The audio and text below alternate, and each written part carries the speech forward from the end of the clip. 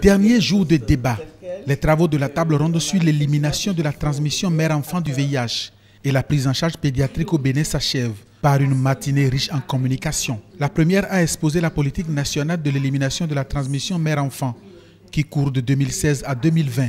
C'est un plan posé sur 4 piliers. La prise en charge des femmes infectées par le VIH, les soins spécifiques, l'assistance et soins aux femmes infectées, à leurs nourrissons et à leurs partenaires, et la prévention primaire. C'est au niveau de la prévention primaire que les difficultés résident au Bénin, le financement faisant défaut. Ce plan a été évalué à 12,5 milliards. La mobilisation des ressources à ce jour présente un gap d'environ 6 milliards de francs CFA, ce qui handicape fortement certaines activités au niveau du plan en général et du premier pilier qui se trouve être le pilier de prévention en direction des jeunes et des adolescents, surtout de 14 à 24 ans. Le plaidoyer, la réorganisation et le renforcement des interventions ont fait l'objet de la deuxième communication. Il est question ici de remobiliser tous les acteurs autour de la problématique.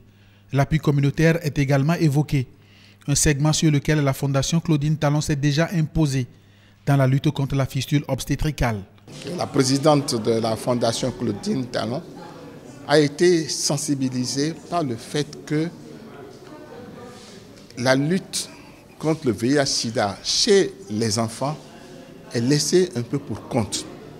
En 2011, on avait 60% des adolescents qui avaient un bon niveau de connaissance de la maladie.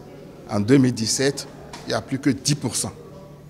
Si on ne fait pas quelque chose, on risque de perdre tous les acquis.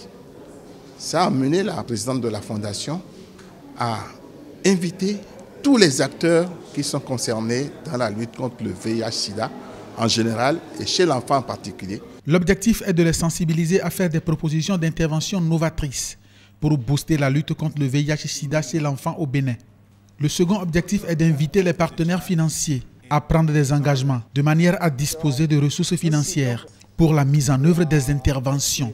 Les engagements du système des Nations Unies au Bénin se concentrent autour notamment des axes suivants: renforcer les aspects d'intégration de la riposte au VIH dans les autres domaines de la santé, travailler sur le renforcement des capacités, accompagner le pays comme nous le faisons déjà dans la mobilisation de ressources, y compris des ressources supplémentaires dans le cadre de la feuille de route actuelle. Un deuxième élément, c'est de pouvoir poursuivre nos interventions dans le cadre du renforcement des capacités. Et sans oublier l'approche multidisciplinaire en termes de relais communautaires. Je voudrais, au nom des agences du système des Nations Unies, féliciter la Première Dame à travers cette initiative de la table ronde. La table ronde recommande entre autres l'implication formelle de tous les acteurs et la mise en place d'une bonne stratégie pour l'appui communautaire. À la clôture de cette table ronde, la présidente de la Fondation Claudine Talon, la seule championne du Clinton Health Access Initiative dans la région, a résumé son allocution en quelques mots de gratitude. Le seul mot que j'ai aussi, c'est merci à vous tous.